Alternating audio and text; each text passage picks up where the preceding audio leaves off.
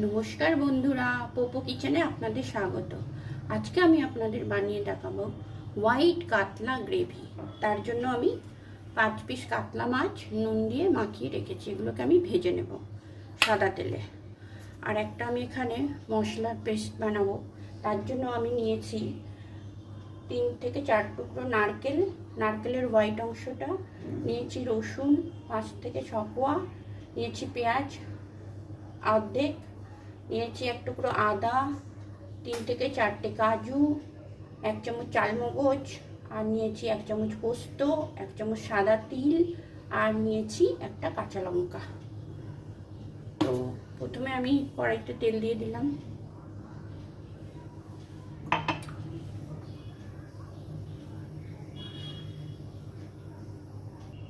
বন্ধুরা, তেলটা গরম হয়ে গেছে, আমি এবার মাছগুলো ছেড়ে দেবো।